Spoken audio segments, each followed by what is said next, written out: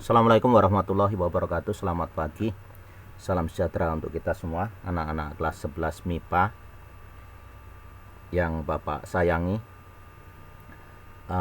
Video ini Bapak buat karena model sekolah kami SMA Negeri 1 Pontianak hari ini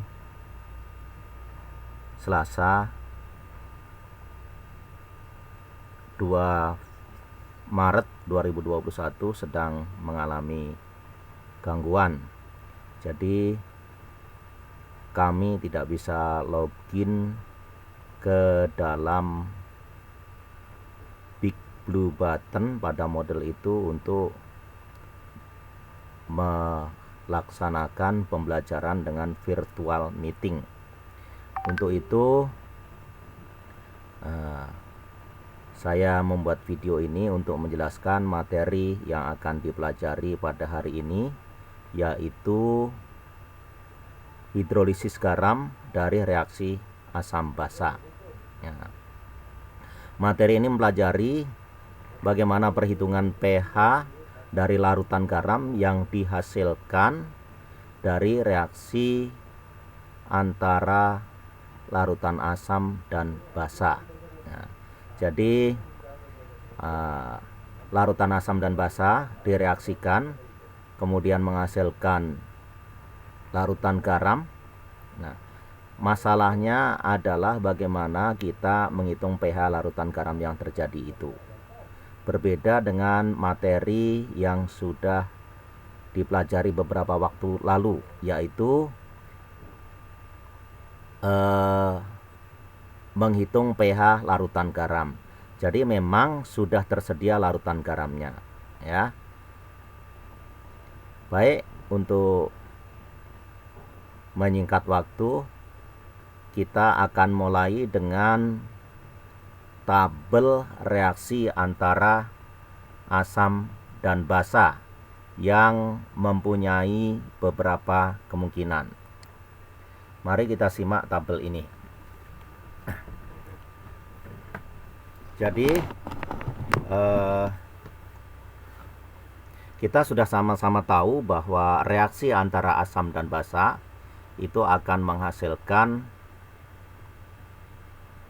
garam dan air. Asam plus basa menghasilkan garam plus H2O.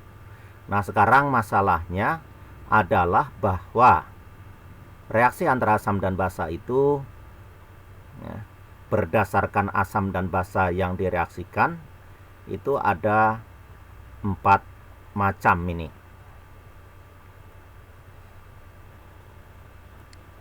4 macam ini, ya.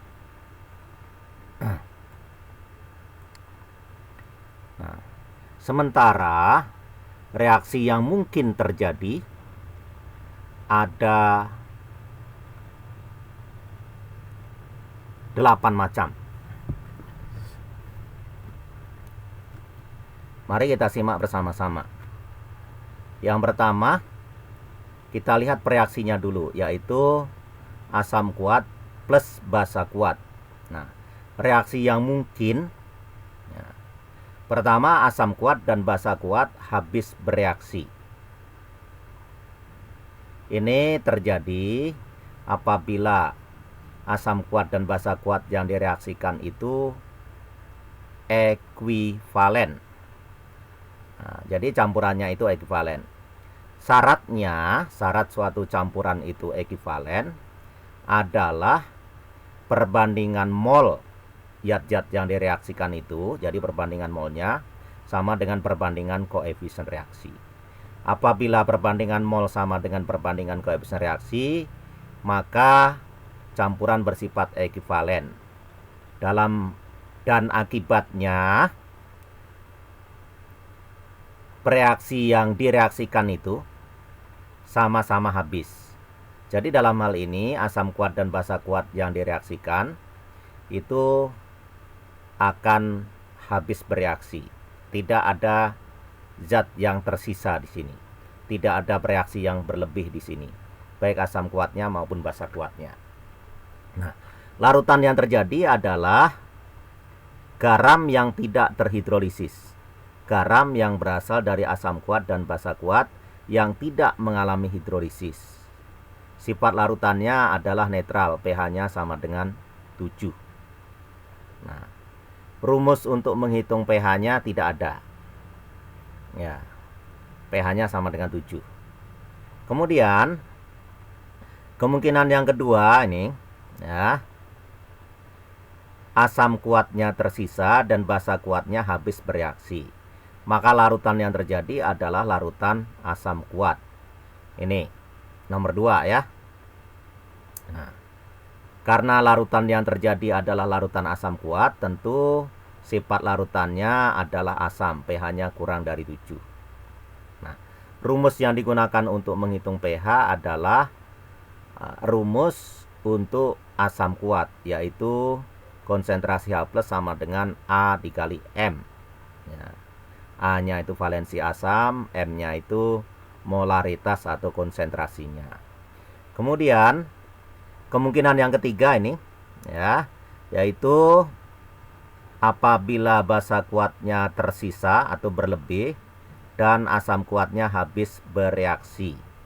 Nah, kemungkinan kedua dan ketiga ini terjadi apabila campuran tidak ekivalen, yaitu apabila perbandingan mol tidak sama dengan perbandingan koefisien reaksi, ya. Nah, pada kemungkinan yang ketiga ini, larutan yang terjadi karena basa kuatnya tersisa, asam kuatnya habis bereaksi, maka larutan yang terjadi adalah larutan basa kuat. Tentu larutannya bersifat basa, pH-nya lebih dari 7. Kemudian rumus yang kita gunakan, konsentrasi OH- sama dengan B dikali M. B adalah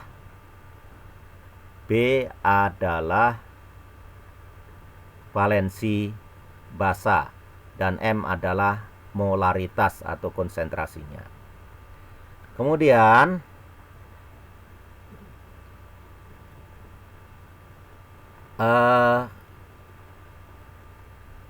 reaksi antara asam dan basa, di mana asamnya adalah asam kuat dan basanya adalah basa lemah. Ini ya. Nah, ini juga reaksi yang mungkin terjadi ada 2. Yang pertama, asam kuatnya habis dan basa lemahnya tersisa atau berlebih. Ini yang terjadi adalah larutan penyangga basa. Ya. Larutan penyangga basa, yaitu campuran antara basa lemah yang berlebih tadi, ya, basa lemah yang tersisa tadi, dengan asam konjugasinya. Asam konjugasinya ini berasal dari garam yang terjadi pada reaksi ini. Sifat larutannya tentu bersifat, ya, karena ini larutan penyangga basa, maka sifat larutannya basa, pH-nya lebih dari 7. Rumusnya konsentrasi OH- sama dengan Kb dikali mol basa lemah per mol asam konjugasi. Nah, larutan penyangga ini nanti akan dibahas dalam topik tersendiri, dalam KD tersendiri, dalam materi tersendiri. Berarti nomor 4, reaksi nomor 4 dan nomor 6 itu akan dibahas tersendiri. Nah, kemudian masih reaksi antara asam kuat dengan basa lemah, ya. Ini kemungkinannya bisa saja asam kuat dan basa lemahnya itu habis bereaksi. Nah, ini tentu apabila campuran bersifat ekivalen, ya, sama seperti nomor 1 tadi. Nah, ini dalam hal ini apabila asam kuat dan basa lemahnya sama-sama habis bereaksi, maka larutan yang terjadi adalah larutan garam yang terhidrolisis sebagian. Ya, kenapa sebagian? Karena kationnya terhidrolisis, sementara anionnya tidak. Nah, kationnya tadi terhidrolisis, kationnya ini berasal dari basa lemah. Nah, kita tahu bahwa komponen garam yaitu kation atau anion yang terhidrolisis adalah komponen garam yang berasal dari asam lemah atau basa lemah. Nah, kationnya ini berasal dari basa lemah yang membentuk garam ini. Kation terhidrolisis menghasilkan ion H+. Karena hidrolisnya menghasilkan ion H+, maka larutannya bersifat asam, pH-nya kurang dari 7. Dan ini logis ya, mengapa? Karena asam dan basa yang direaksikan adalah asam kuat dan basa lemah. Berarti sifat asamnya yang menang, sehingga larutannya bersifat asam, pH-nya kurang dari 7. Nah, untuk menghitung pH-nya, kita gunakan rumus hidrolisis garam yang berasal dari asam kuat plus basa lemah, yaitu konsentrasi H+ sama dengan akar Kw per Kb dikali konsentrasi kation ya. Kemudian berdasarkan asam dan basa yang direaksikan, ini ada jenis reaksi yang ketiga, yaitu asam lemah ditambah basa kuat. Nah, ini juga mempunyai dua kemungkinan. Yang pertama, asam lemahnya berlebih atau tersisa dan basa kuatnya habis bereaksi. Ini larutan yang terjadi adalah larutan penyangga asam, yaitu campuran antara asam lemah plus basa konjugasinya. Nah, ini sifat larutannya asam, pH-nya kurang dari 7. Kemudian rumus yang digunakan tentu rumus untuk menghitung pH larutan penyangga asam ya, yaitu konsentrasi H+ sama dengan Ka dikali mol asam lemah per mol basa konjugasi ya. Kemudian kemungkinan yang kedua dari reaksi antara asam lemah dan basa kuat ini adalah asam lemah dan basa kuat yang direaksikan itu sama-sama habis bereaksi. Jadi asam lemahnya habis bereaksi, demikian juga dengan basa kuatnya. Ini terjadi apabila campurannya ekivalen, yaitu perbandingan mol sama dengan perbandingan koefisien reaksi. Nah, larutan yang terjadi adalah larutan garam yang terhidrolisis sebagian ya. Larutan garam yang terhidrolisis sebagian ya. Kenapa sebagian? Karena hanya anionnya saja yang terhidrolisis menghasilkan ion OH-, sementara kationnya tidak terhidrolisis. Nah, sifat larutannya bagaimana? Karena asam dan basa yang direaksikan itu ada asam lemah dan basa kuat, maka sifat kuatnya yaitu sifat basanya yang menang, sehingga larutannya bersifat basa, pH-nya lebih dari 7. Rumus untuk menghitung pH, kita cari dulu konsentrasi ion OH-, kemudian dicari pOH-nya, kemudian digunakan hubungan pH ditambah pOH sama dengan 14. Nah, hidrolisisnya ini menghasilkan ion OH-, maka rumusnya OH-, konsentrasi OH- sama dengan akar Kw per Ka ya, dikali konsentrasi anion. Kemudian berdasarkan asam dan basa yang direaksikan, terdapat jenis reaksi asam dan basa yang keempat, yaitu asam lemah plus basa lemah. Nah, reaksi yang mungkin ya, reaksi yang mungkin bisa saja sih asam lemahnya tersisa, basa lemahnya habis bereaksi, atau asam lemahnya habis bereaksi, basa lemahnya tersisa. Tetapi yang sering dibahas dalam pelajaran kimia di SMA itu adalah asam lemah dan basa lemahnya sama-sama habis bereaksi. Berarti campurannya bersifat ekivalen. Nah, larutan yang terjadi adalah larutan garam yang terhidrolisis sempurna atau terhidrolisis total. Nah, kation terhidrolisis, kation dan anion sama-sama terhidrolisis. Kation yang berasal dari basa lemah terhidrolisis menghasilkan ion H+, sementara anion yang berasal dari asam lemah terhidrolisis menghasilkan ion OH-. Bagaimana sifat larutannya? Ini sudah kita bahas pada pertemuan yang lalu. Ada 3 kemungkinan berdasarkan perbandingan harga Ka dan Kb-nya. Yang pertama, larutannya bersifat asam, pH-nya kurang dari 7. Ini jika Ka-nya lebih dari Kb, Ka-nya lebih besar dari Kb. Ya, tetapan asam lemahnya lebih kuat, lebih besar dibandingkan dengan tetapan basa lemahnya. Kemudian kemungkinan yang kedua, larutan bersifat netral, pH-nya sama dengan 7 jika Ka sama dengan Kb. Kemungkinan yang ketiga, pH-nya lebih dari 7 jika Ka kurang dari Kb atau Kb-nya lebih besar dari Ka. Nah, rumus untuk menghitung pH larutan garam yang berasal dari reaksi asam lemah dan basa lemah ini adalah kita hitung dulu konsentrasi ion H plusnya. Konsentrasi H plus sama dengan akar Ka per Kb dikali Kw. Jadi ini Kw ya, bukan Kb ya. Nah, sekali lagi ini Kw. H plus sama dengan akar Ka per Kb dikali Kw. Ini jelas sekali bahwa konsentrasi H plusnya itu bergantung kepada perbandingan Ka dan Kb ini. Andai kata Ka sama dengan Kb, berarti ini konsentrasi ion H plusnya sama dengan akar Kw. Sama dengan akar 10 pangkat min 14 sama dengan 10 pangkat min 7.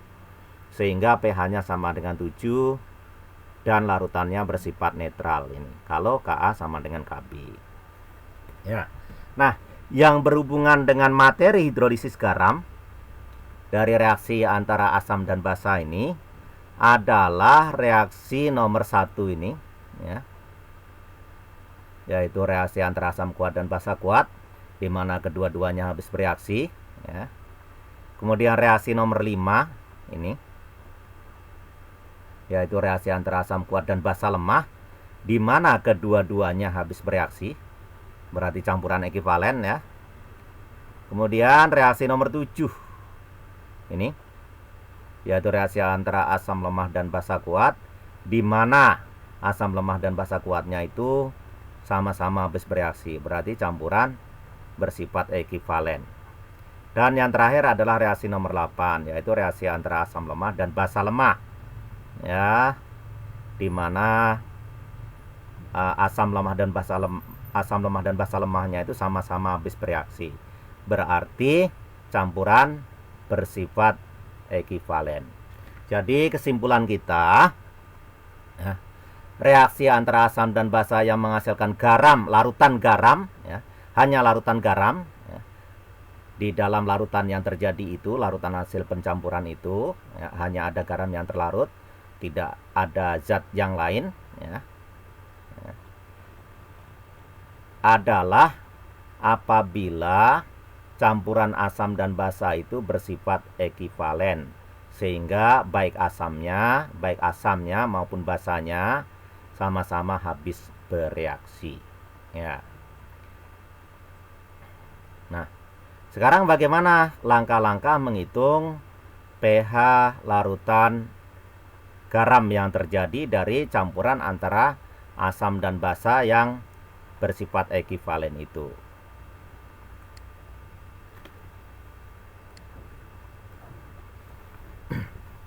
Nah, ini hidrolisis garam dari reaksi antara asam dan basa. Reaksi antara asam dan basa, selain asam kuat plus basa kuat ya, selain AK plus BK, akan menghasilkan larutan garam yang terhidrolisis sebagian dengan syarat asam dan basa yang direaksikan ekivalen ya, ekuivalen, sama-sama habis bereaksi gitu. Ya, tadi sudah dikatakan ya, campuran bersifat ekivalen apabila perbandingan molnya sama dengan perbandingan koefisien reaksinya. Nah, bisa menggunakan pen ya kalau filenya berbentuk Microsoft Word ini. Kalau filenya berbentuk PDF seperti tadi, tidak bisa membuat coret-coretan.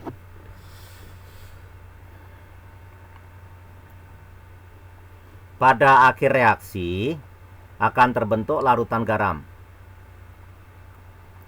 yang terhidrolisis parsial, terhidrolisis total, artinya hanya kation atau anionnya saja yang mengalami hidrolisis, ataupun hidrolisis total.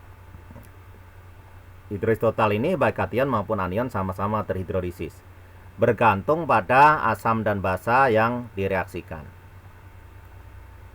Nah, sekarang bagaimana alur menghitung pH larutan garam yang terjadi itu, larutan garam yang terbentuk? Yang pertama, hitung mol asam dan basa yang direaksikan ya. Yang kedua, hitung mol garam yang terbentuk dengan perbandingan koefisien reaksi.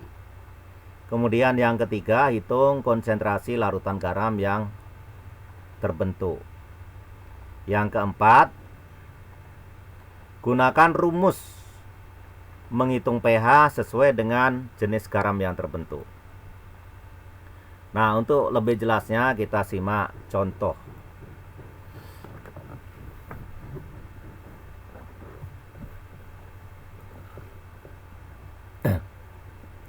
Contoh 1. Jika diketahui KaCH3COOH sama dengan 1 kali 10 pangkat min 5, ya. Berarti dari informasi ini, dari harga Ka ini, kita tahu bahwa CH3COH itu adalah asam lemah karena memiliki Ka. Ka adalah tetapan kesetimbangan asam lemah. Nah, kita lanjutkan. Jika diketahui KaCH3COH sama dengan 1 kali 10 pangkat min 5, maka pH campuran dari 100 ml 100 ml CH3COH 0,05 molar dan 100 ml KOH 0,05 molar adalah titik-titik. Ya. A5 min log 5, B5 plus log 6, C6 min log 5, D6 plus log 5, E8 plus log 5. Ya. Jawabannya E. Dari mana jawabannya E? Nah, sudah ditulis di sini jawab E. Berarti jawabannya E ya. Nah, tapi bagaimana hitung-hitungannya? Bagaimana cara memperoleh jawabannya itu? Tadi langkah pertama, kita hitung mol asam dan basa yang direaksikan. Jadi 100 ml CH3COOH 0,05 molar tadi kita kalikan ini, volumenya ini 100 ml dikali molaritasnya. Ya, kita tahu bahwa molaritas itu sama dengan mol per liter atau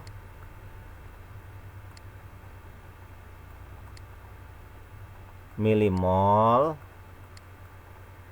per mililiter. Nah, berarti kalau mililiternya ini kita kalikan dengan molaritasnya, mililiter kali molaritas sama dengan milimol ya. Jadi 100 ml dikali 0,05 molar CH3COH itu sama dengan 5 milimol CH3COH. CH3COH ini adalah asam lemah. Nah. Kemudian sama KOH-nya juga kita hitung berapa milimol. 100 ml kali 0,05 molar KOH ya, sama dengan 5 milimol KOH. KOH ini adalah basa kuat ya. KOH, NaOH, CaOH 2 kali ya, BaOH 2 kali, SrOH 2 kali, itu tergolong basa kuat, basa-basa alkali dan sebagian alkali tanah ya. Kemudian kita buat reaksinya. Asam ditambah basa menghasilkan garam ditambah air. Kita hapus dulu ya, bagaimana menghapusnya nih. Menghapus coret-coretannya ini harus diaktifkan satu persatu ya, nggak bisa diblok.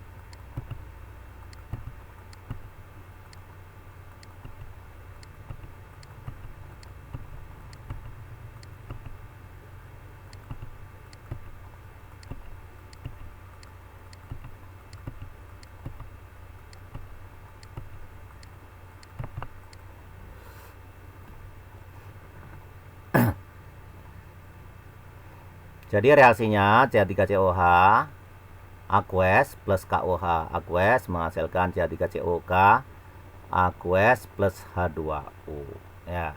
Ini sebenarnya reaksinya adalah reaksi substitusi.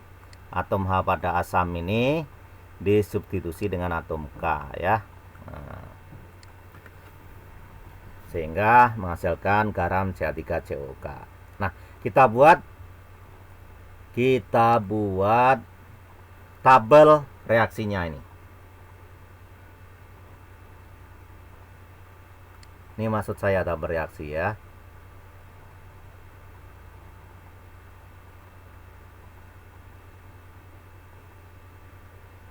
Nah,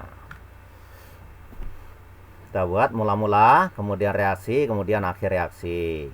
Mula-mula CH3COOH yang direaksikan 5 milimol, kita tulis di sini. Nah, ini. Kemudian KOH yang direaksikan 5 milimol. Kemudian untuk produknya yaitu CH3COK pada bagian mula-mula ini belum terbentuk, jadi kita kasih strip saja. Artinya zatnya belum ada. Demikian juga dengan H2O. Kemudian pada bagian reaksi, nah ini jelas campuran bersifat ekivalen ya, karena perbandingan mol sama dengan perbandingan koefisien reaksi. Coba kita lihat perbandingan molnya. 5 berbanding 5 ya, sama dengan 1 berbanding 1. 5 berbanding 5 sama dengan 1 berbanding 1. Perbandingan koefisien reaksinya nih 1 berbanding 1 ya. Koefisien reaksinya juga 1 berbanding 1. Berarti perbandingan mol sama dengan perbandingan koefisien reaksi, artinya campuran ekivalen. Kalau campuran ekivalen, maka dua-duanya habis bereaksi. Kalau habis bereaksi itu berarti zat-zat yang direaksikan itu bereaksi seluruhnya. Nah, CH3COH yang direaksikan tadi 5, karena bereaksi seluruhnya berarti yang bereaksi juga 5. Mana? Kok di situ sih? Nih ya. Nah, KOH yang direaksikan 5, bereaksi juga 5 ya. Sehingga pada akhir reaksi CH3COH itu habis ya, 5 dikurangi 5. Direaksikan 5, bereaksi 5, habis. Demikian juga dengan KOH ini. Kemudian CH3COK yang terbentuk berapa? Kita perhatikan koefisien reaksinya ya. Koefisien 1 kan tidak ditulis ya. Ini koefisien reaksinya 1 berbanding 1 berbanding 1. Karena koefisien reaksinya sama, maka mol CH3COK yang terbentuk di sini sama dengan ini. Sama juga dengan ini. Ya. Koefisien reaksi menunjukkan perbandingan mol. Kalau koefisien reaksinya sama, maka molnya sama ya, mol yang bereaksi dan yang dihasilkan ya. Kemudian berapa mol H2 yang terbentuk? Sama juga karena koefisien reaksinya juga sama, 5. Pada bagian akhir reaksi CH3COH ini habis, KOH juga habis. Nah, terbentuk CH3COK sebanyak 5 milimol. Inilah garam yang terbentuk ya. Nah, H2O juga terbentuk 5 milimol. Oke, kita lanjutkan.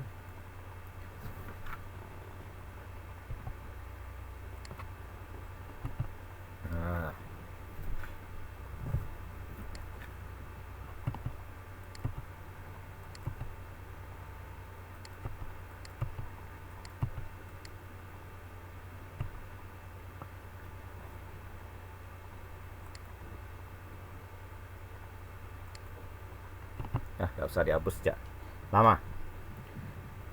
Kemudian langkah berikutnya kita hitung konsentrasi atau molaritas garam CH3COK yang terbentuk ini.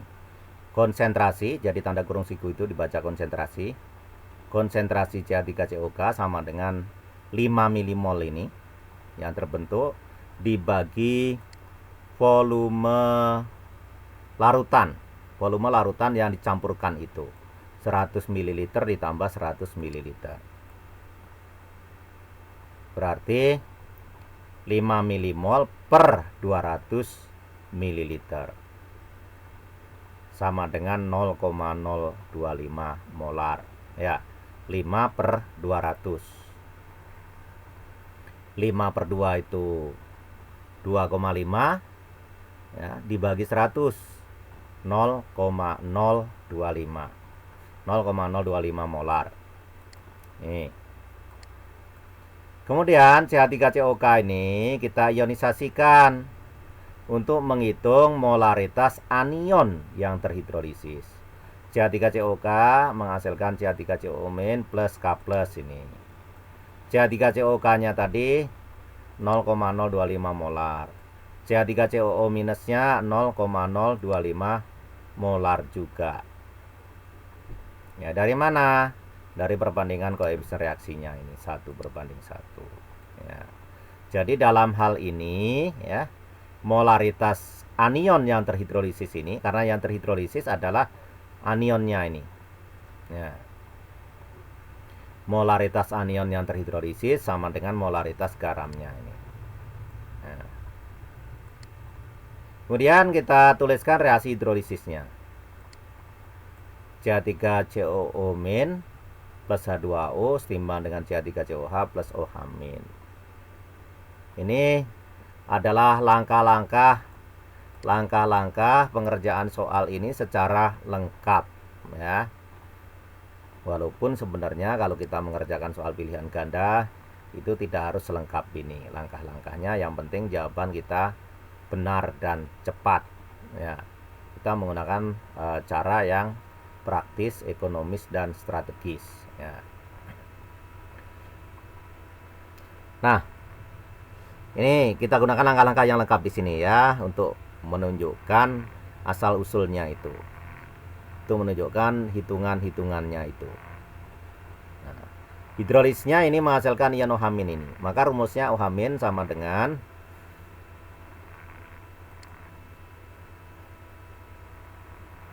di andu sana jadinya ya. Hidrolisnya menghasilkan ion OH-, maka rumusnya OH-, konsentrasi OH- sama dengan akar Kw/Ka dikali konsentrasi anion yang terhidrolisis tadi. Kita hitung sama dengan akar 10⁻⁴ ya, per 10⁻⁵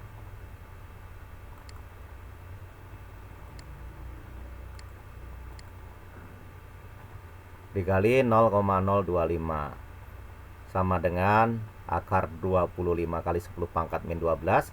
Akar 25 itu 5, akar 10⁻⁻12 itu 10⁻⁻6 ya. Akar A kali B sama dengan akar A dikali akar B. Akar 25 kali 10⁻⁻12 sama dengan akar 25 dikali akar 10⁻⁻12. Akar 25 itu 5, akar 10⁻⁻12 itu 10⁻⁻6. Pangkatnya dibagi 2 ya. Sesudah ketemu konsentrasi ion OH-, kita hitung pOH-nya. Nah, jadi di sini langkah ini menghitung konsentrasi ion OH- ini berarti adalah langkah yang ini, yang keempat ini. Gunakan rumus menghitung pH sesuai dengan jenis garam yang terbentuk ya. Garam yang terbentuk berasal dari asam lemah dan basa kuat, berarti hidrolisnya menghasilkan OH-, maka rumusnya konsentrasi OH- sama dengan, dan seterusnya ini ya. Nah, sesudah ketemu konsentrasi ion OH-, kita hitung pOH-nya. pOH sama dengan menlog konsentrasi ion OH- ini. Sama dengan menlog 5 kali 10⁻⁶ sama dengan 6 menlog 5. Ya. Kalau pOH-nya sama dengan 6 menlog 5 ya, maka pH-nya berapa? pH ditambah pOH itu harus 14. Nah, 6 supaya menjadi 14 itu harus ditambah 8. Kemudian menlog 5-nya ini harus hilang supaya jumlahnya menjadi 14, berarti ditambah dengan log 5. Nah, sehingga kalau dijumlahkan pH ditambah pOH sama dengan 14 ya. 6 ditambah 8 14, kemudian min log 5 ditambah log 5 itu habis ya. Jumlahnya 0. Berarti pH ditambah pOH dalam hal ini sama dengan 14. Nah, ini ya. pH sama dengan 14 dikurangi pOH.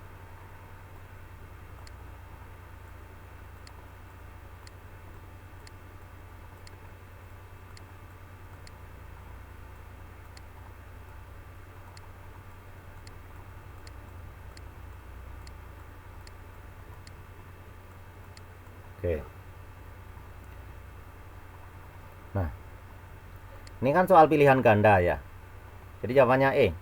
Soal pilihan ganda ini kan yang penting bagaimana kita bisa mendapatkan jawaban yang cepat dan benar. Tidak harus mengikuti seluruh langkah-langkah yang ada itu. Nah, bagaimana untuk menjawab soal ini? Perhatikan ini ya. Garam yang direaksikan itu ya. Nah, ini asumsi kita bahwa campuran bersifat ekivalen ya. Sehingga menghasilkan larutan garam, baik terhidrolisis maupun tidak gitu. Nah, ini asam dan basa yang direaksikan itu adalah asam lemah dan basa kuat. Tentu larutan garam yang dihasilkan itu bersifat basa. Kalau bersifat basa tentu pH-nya lebih dari 7. Maka jawabannya E. Langsung.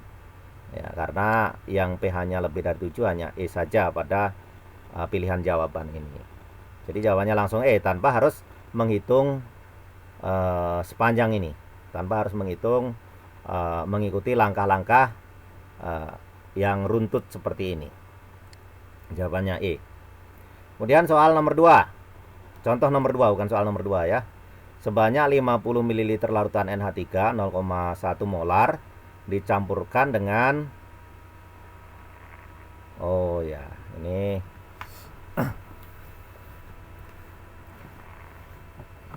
ini jawabannya 0,2 ya. Jadi harus ada yang kita rubah ini. Kita rubah saja nih, bukan 0,1. Kalau 0,1 nanti jawabannya jadi lain ya. Kita sesuaikan dengan jawabannya saja. Jadi soalnya yang diubah. Sebanyak 50 ml larutan NH3 0,2 molar dicampurkan dengan 50 ml larutan HCl 0,2 molar. Berapakah pH larutan yang terjadi? Kb NH3 sama dengan 1 kali 10⁻⁵. Nah, kita tahu bahwa HCl itu asam kuat ya, asam klorida, asam sulfat, asam nitrat, kemudian asam iodida atau Hi, kemudian asam bromida atau HBr, dan asam perklorat atau HClO4 itu tergolong asam kuat. Kemudian NH3 ini basa lemah karena ada Kb-nya. Berarti ini asam dan basa yang direaksikan itu adalah asam kuat dan basa lemah. Maka pikiran kita itu sudah harus bekerja bahwa larutan garam yang terjadi itu berasal dari asam kuat dan basa lemah.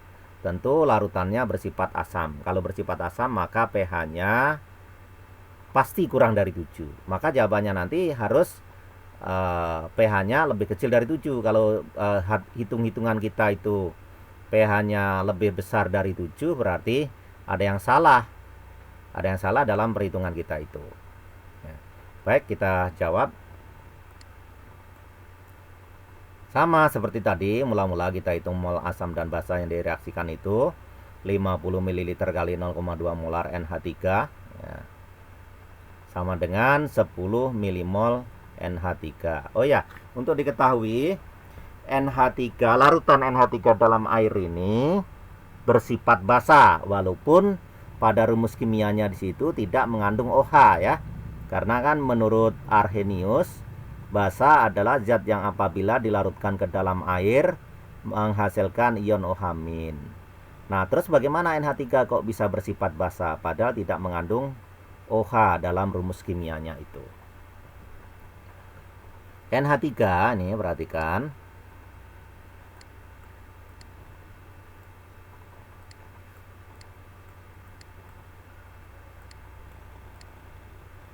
NH3 ketika dilarutkan dalam air,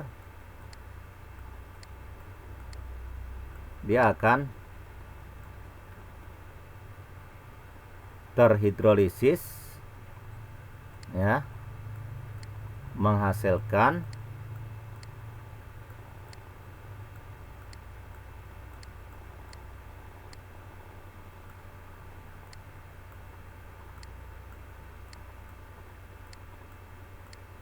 NH4 plus OH-. Ya. Jadi karena NH3 dalam air ini dia terhidrolisis menghasilkan ion OH-, maka larutan NH3 itu bersifat basa. Basa adalah zat yang apabila dilarutkan ke dalam air menghasilkan ion OH-. Nah, ini larutan NH3 dalam air menghasilkan ion OH-, berarti NH3 bersifat basa. Untuk menunjukkan sifat basanya, maka larutan NH3 itu sering dituliskan sebagai larutan NH4OH atau amonium hidroksida. Jadi kelihatan ada OH-nya di sini ya. Nah, sebenarnya hidrolisis NH3 dalam air itu adalah reaksi asam basa Bronsted-Lowry ya, dimana H2O itu memberikan proton atau bersifat sebagai donor proton, berarti H2O nya itu bersifat sebagai asam terhadap NH3, berarti NH3 nya ini bersifat sebagai basa terhadap H2O karena dia NH3 nya ini menerima atau akseptor proton ya. Jadi jelas di sini NH3 nya bersifat dalam air bersifat basa karena menerima proton, sementara H2O nya bersifat asam. Nah, untuk menuliskan sifat basa dari NH3 dalam air itu, maka larutan NH3 sering dituliskan menjadi NH4OH. Oke, kita kembali ke sini. Kita hitung milimol NH3 ini. 50 ml kali 0,2 molar NH3, 10 milimol NH3, basa lemah NH3 ini karena diketahui Ka-nya tadi. Kemudian 50 ml kali 0,2 molar HCl sama dengan 10 milimol HCl. Ini asam kuat. Perbandingan molnya perhatikan 10 berbanding 10 sama dengan 1 berbanding 1. Kemudian kita tuliskan bersama reaksinya ini.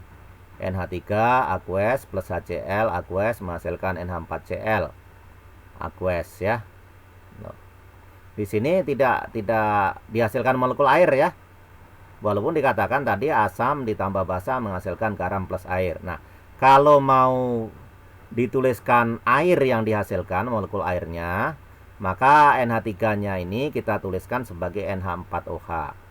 NH4OH plus HCl menghasilkan NH4Cl plus H2O.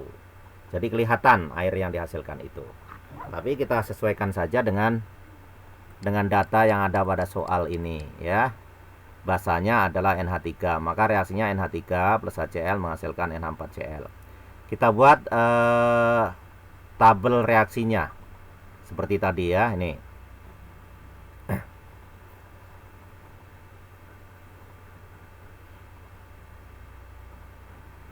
Mula-mula NH3-nya 10 milimol, HCl-nya juga 10 milimol. Ini jelas campuran ini bersifat ekivalen karena perbandingan molnya 1 berbanding 1, perbandingan koefisien reaksinya juga 1 berbanding 1. Perbandingan mol sama dengan perbandingan koefisien reaksi. Berarti campuran bersifat ekivalen. Kalau bersifat ekivalen, maka zat-zat yang direaksikan itu habis semuanya. Tidak ada yang tersisa atau berlebih. Nah, sehingga pada bagian reaksi di sini NH3 yang bereaksi itu 10. Kemudian HCl yang bereaksi juga 10. NH4Cl yang terbentuk 10. Dari perbandingan koefisien reaksinya ini. Ya, 1 berbanding 1 berbanding 1. Berarti di sini sama semua. Kemudian pada akhir reaksi NH3-nya habis bereaksi tadi. Kemudian HCl-nya juga habis bereaksi. Ya, karena ekivalen tadi ya.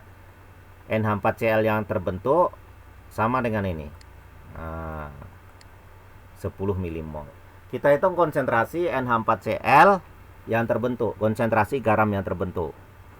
Konsentrasi NH4Cl sama dengan ya terbentuk 10 milimol itu dalam sekarang volume campurannya, volume larutan campurannya 100 ml.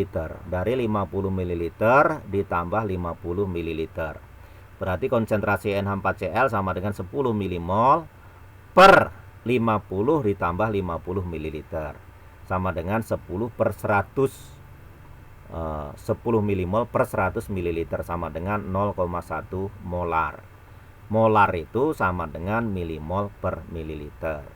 Molaritas menyatakan jumlah mol zat terlarut dalam 1 liter larutan atau jumlah milimol zat terlarut dalam tiap mililiter larutan. Jadi milimol per mililiter itu sama dengan molar. Kita lanjutkan.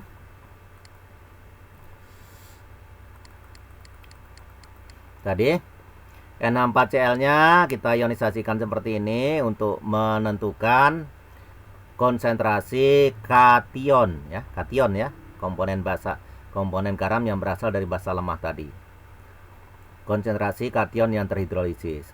NH4Cl-nya 0,1 molar. Karena ini koefisien reaksinya 1:1, berarti molaritas NH4+-nya juga sama, 0,1 molar. Kemudian reaksi hidrolisisnya seperti ini.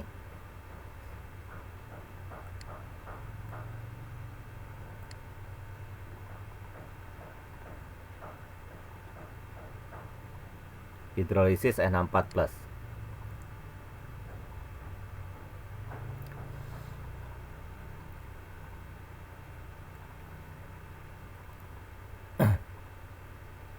Hidrolisisnya menghasilkan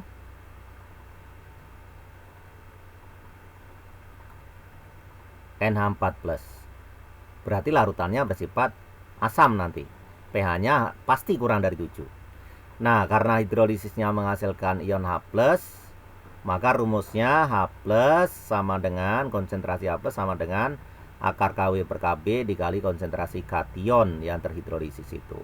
Sama dengan akar 10⁻⁴ per 10⁻⁵ dikali 0,1. 0,1 dari mana ini? Ya. Konsentrasi NH4+ sama dengan konsentrasi NH4Cl ini 0,1. Karena koefisien reaksinya 1:1. Nah, 0,1 yang ini dari mana? Kembali ke atas. Nih. Dari NH4Cl yang terbentuk 10 mmol dibagi volume campurannya 50 ml ditambah 50 ml. Kita kembali ke sini. Kita hitung sama dengan akar 10⁻⁴ kali ber 10⁻⁵ dikali 0,1. 10⁻⁴ dibagi 10⁻⁵ itu 10⁻⁹ dikali 0,1 itu 10⁻⁴. 10⁻⁹ dikali 10⁻⁴ itu sama dengan 10⁻⁻10. Nah, kalau begitu konsentrasi ion H+-nya sama dengan akar dari 10⁻⁻10 sama dengan 10⁻⁵. Nah, setelah konsentrasi ion H+ kita hitung ketemu ini, kita gunakan rumus pH. pH sama dengan min log konsentrasi H+.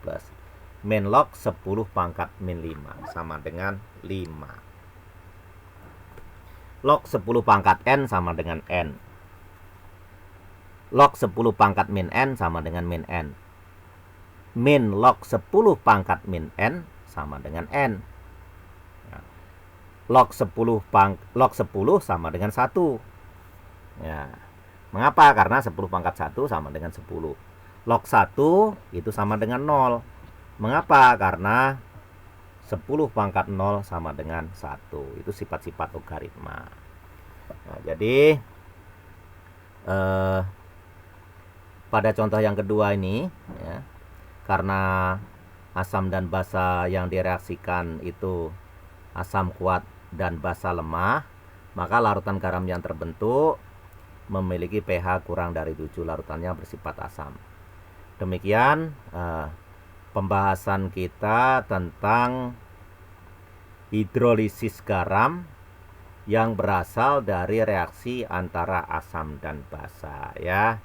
Jadi asam dan basa, larutan asam dan basa dulu direaksikan menghasilkan larutan garam. Kemudian masalahnya berapakah pH larutan garam yang terjadi ya.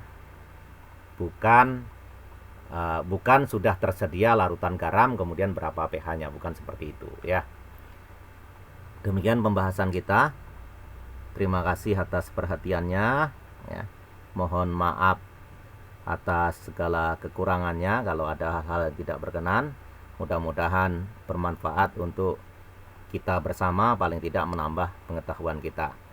Selamat pagi. Wassalamualaikum warahmatullahi wabarakatuh.